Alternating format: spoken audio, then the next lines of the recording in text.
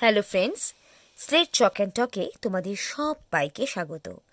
আজ বিভূতিভূষণ বন্দ্যোপাধ্যায়ের লেখা একটি গল্প বিপদ তোমাদের কাছে পাঠ করে শোনাচ্ছি।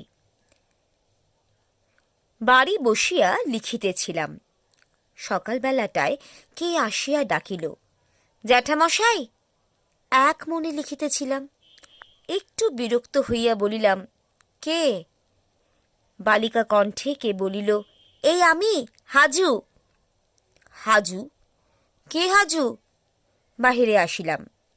একটি 16-17 বছরের মলিন বস্ত্র পরনে মেয়ে, একটি ছোট ছেলে কোলে দাঁড়াইয়া আছে। চিনিলাম না। গ্রামে অনেক দিন পরে নতুন আসিয়াছি, কত লোককে চিনি না। বলিলাম, কে তুমি?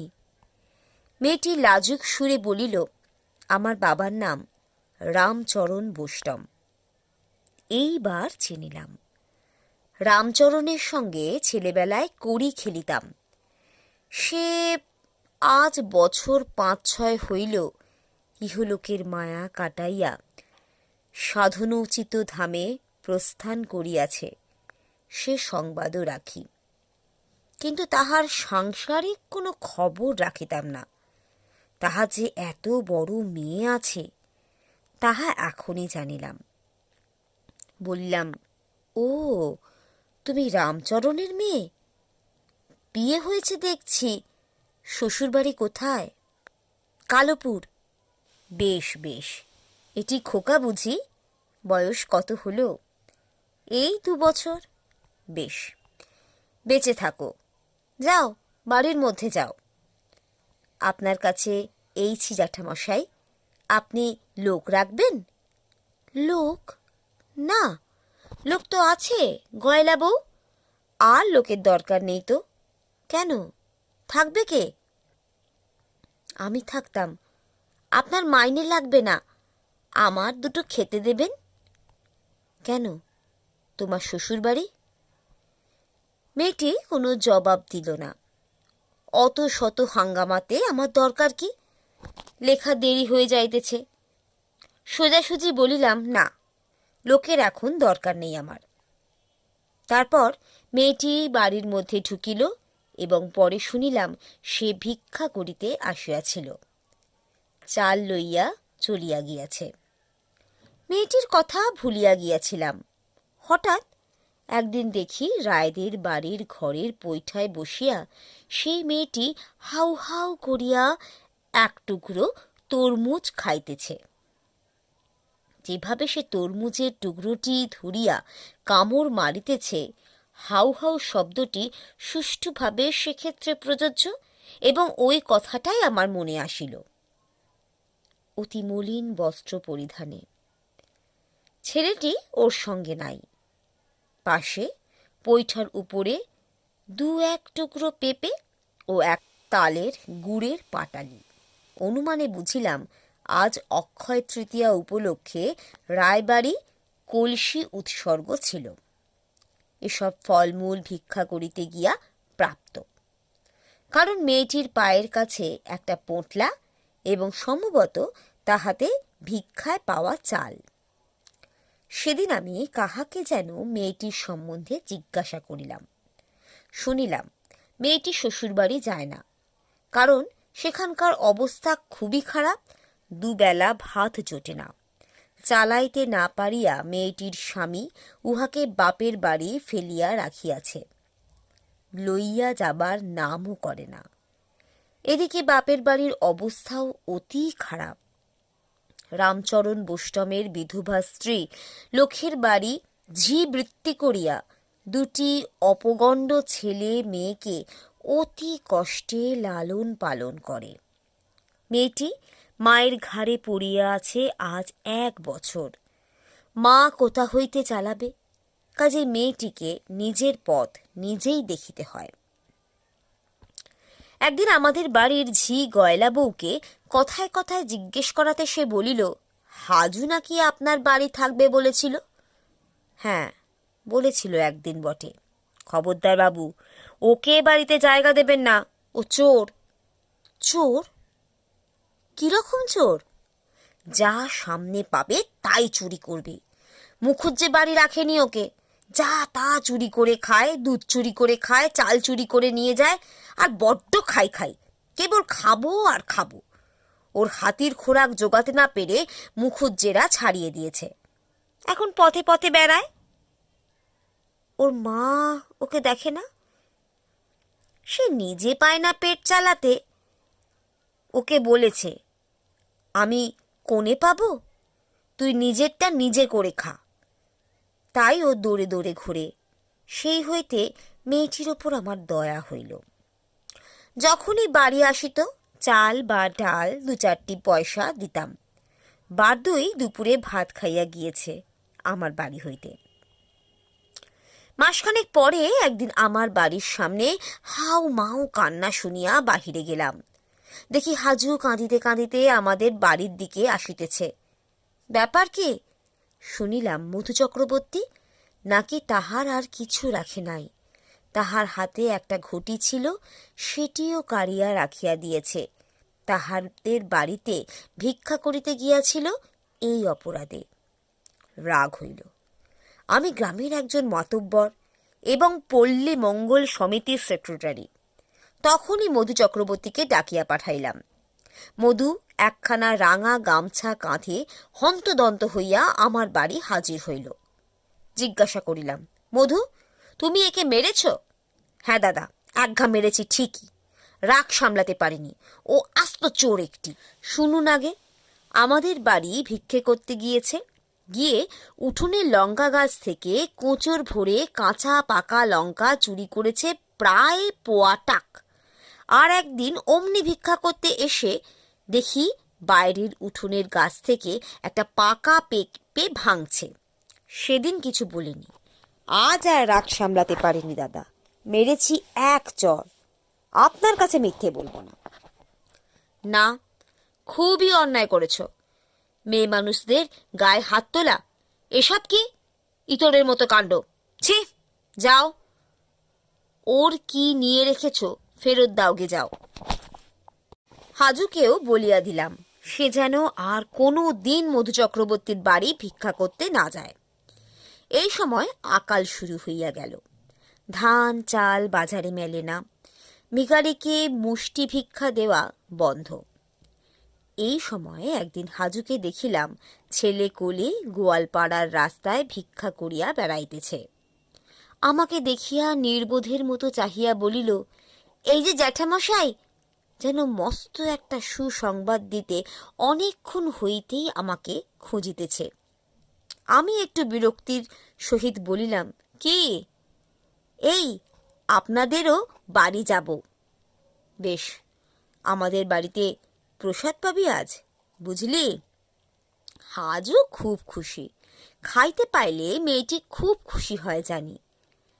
কাঁটাল তলার ছায়ায় রোয়াকে সে যখন খাইতে বসিল, তখন দুজনের ভাত তাহার একার পাতে।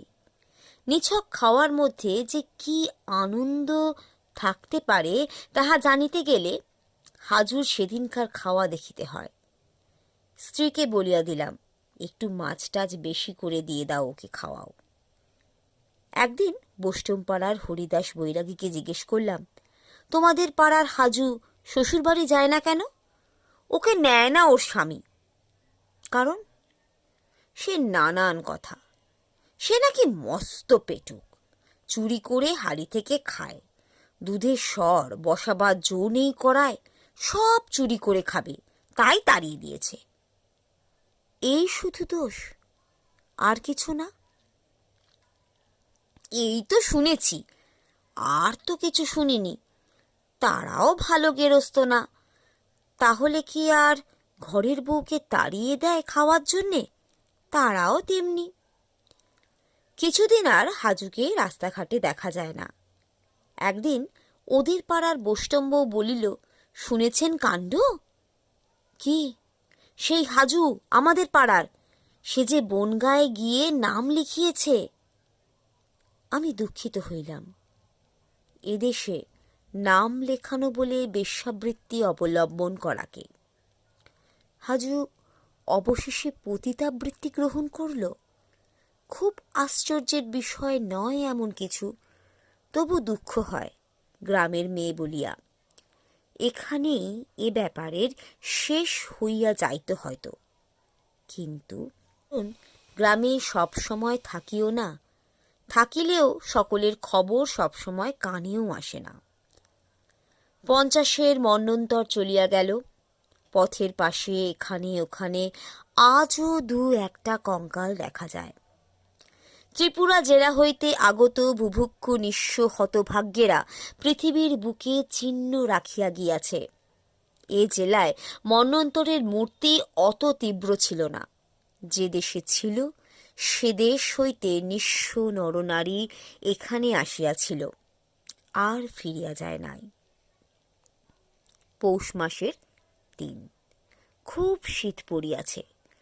মহকুমার শহরে একটা পাঠাগারের বার্ষিক উৎসব উপলক্ষে গিয়েছি।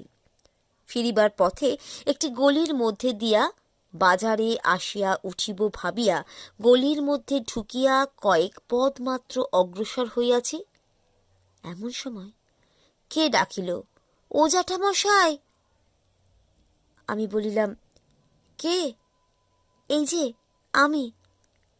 আধো অন্ধকার গলিপথে ভালো করিয়া চাহিয়া দেখিবার চেষ্টা করিলাম। একটা চালা ঘরের সামনে পথের ধারে একটি মেয়ে রঙিন কাপড় পরিয়া দাঁড়াইয়া আছে। কাপড়ের রং অন্ধকারের সঙ্গে মিশিয়া গিয়াছে। আমি শুধু তাহার মুখের ছায়া আদল ও হাত দুটি দেখিতে পাইলাম। কাছে গিয়া বলিলাম, কে? বারে, চিনতে পারলেন না? আমি হাজু। হাজু বলিলেও আমার মনে পড়িল না কিছু। বলিলাম, কে হাজু? সে হাসিয়া বলিল, আপনাদের গাঁয়ের।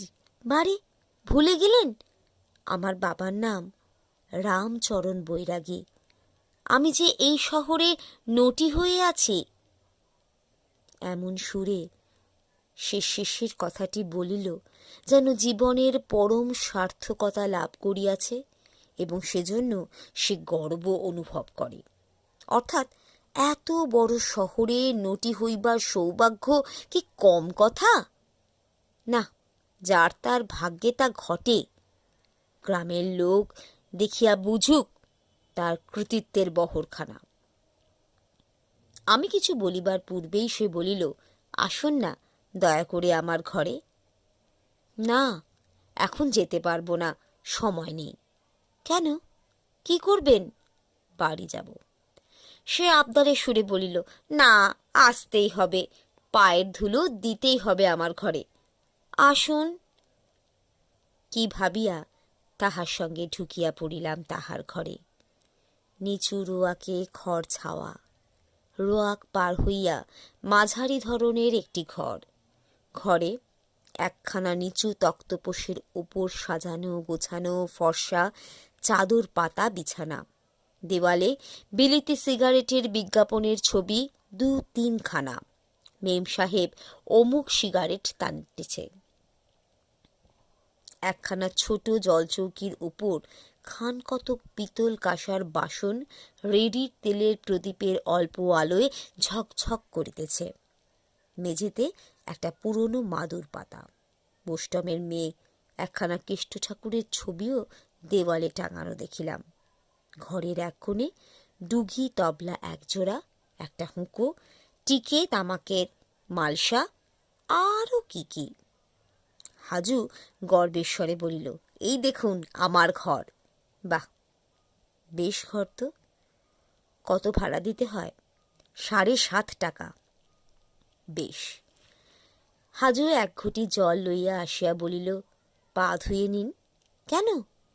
পা ধোয়া এখন কোনো দরকার দেখছি নে, আমি এক্ষুনি চলে যাব। একটু জল খেয়ে যেতে হবে কিন্তু এখানে জ্যাঠামশাই। এখানে জলযোগ করিবার প্রবৃত্তি হয় কখনো?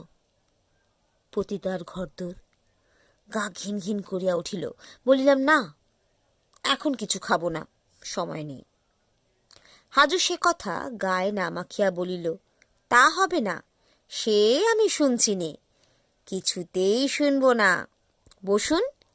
তাহার পর সে উঠিয়া জলচৌকি হইতে চায়ের পেয়ালা তুলিয়া আনিয়া সযত্নে সেটা আঁচল দিয়া মুছিয়া আমাকে দেখাইয়া বলিল, দেখুন কিনেছি, আপনাকে চা করে খাওয়াবো, এতে চা করতে শিখেছি। ড্রেসডেন চায়না নয়, অন্য কিছু নয়, সামান্য একটা পেয়ালা। হাজুর মনসন্তুষ্টির জন্য বলিলাম, বেশ জিনিস, বাহ। ও উৎসাহ পাইয়া আমাকে ঘরের এ জিনিস ও জিনিস দেখাইতে আরম্ভ করিল।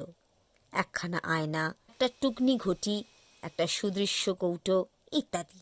এটা কেমন, ওটা কেমন, সে এসব কিনিয়াছে।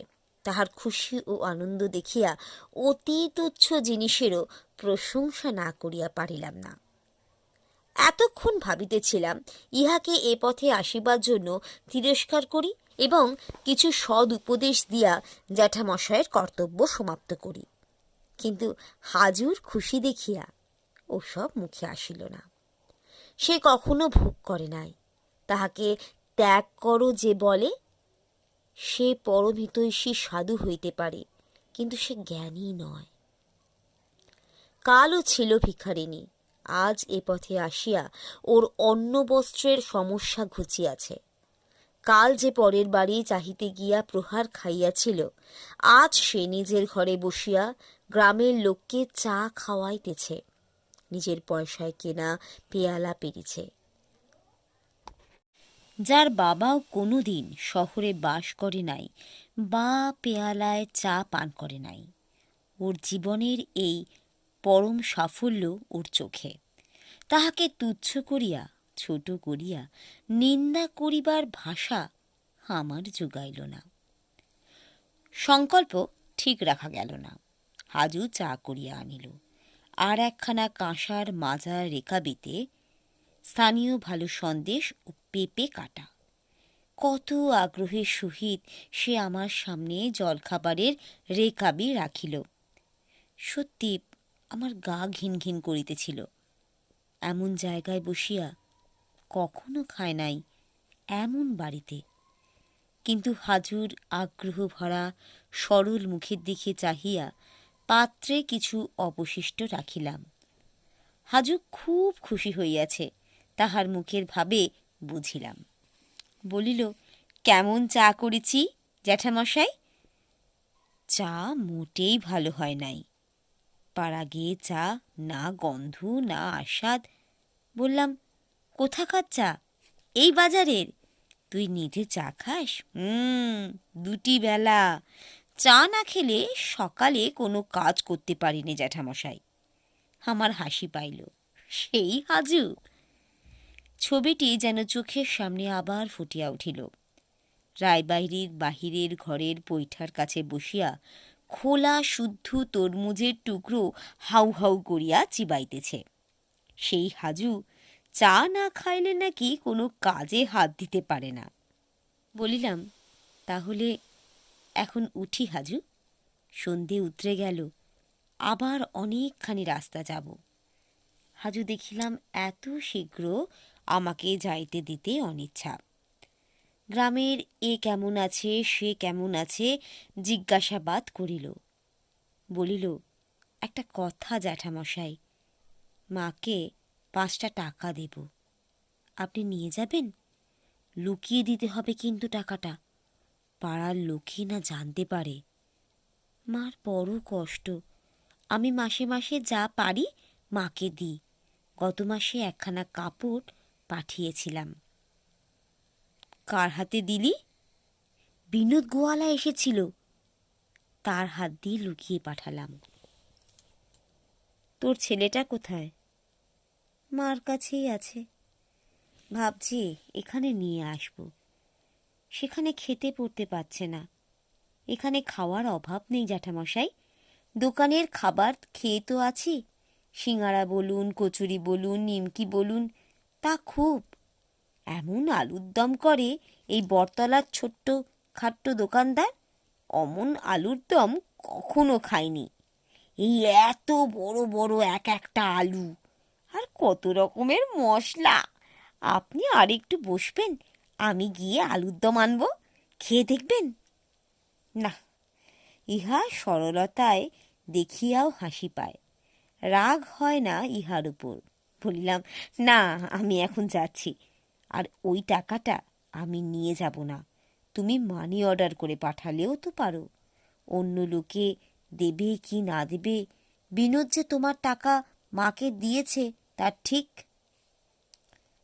হাজুর এ সন্দেহ মনে ওঠে নাই এতদিন। বলিল, যা বলেছেন জ্যাঠামশাই, টাকাটা, জিনিসটা তো ওর হাত দিয়ে পাঠিয়ে দিই। মা পায় কি পায় না তা কি জানি। এ পর্যন্ত কত টাকা দিয়ে? তা 20-25 টাকার বেশি। আমি কি হিসেব জানি জ্যাঠামশাই? মা কষ্ট পায়, আমার তা কি ভালো লাগে? কার হাত দিয়ে পাঠিয়ে দিস? হাজু সলজ্জ মুখে চুপ করিয়া রহিল। বুঝিলাম আমাদের গ্রামের লোকজন ইহার নিকট যাতায়াত করে। বলিলাম, আচ্ছা দে সেই 5টা টাকা, চলি। আবার আসবেন জ্যাঠামশাই? বিদেশে থাকি, মাঝে মাঝে দেখে শুনে যাবেন এসে। গ্রামে ফিরিয়া হাজুর মায়ের সঙ্গে দেখা করিয়া টাকা 5টি তাহার হাতে দিলাম। জিজ্ঞাসা করিলাম, আর কেউ তোমাকে কোনো টাকা দিয়েছিল? হাজুর মা আশ্চর্য হইয়া বলিল, কই, না, কে দেবে টাকা? বিনোদ ঘোষের নাম করিতে পারতাম, কিন্তু করিলে কথাটা জানাজানি হইয়া পড়িবে। বিনোদ ভাবিবে আমারও ওখানে যাতায়াত আছে এবং হাজুর প্রণয়ীদের দলে আমি গিয়াছি এই বয়সে। কি গরজ আমার!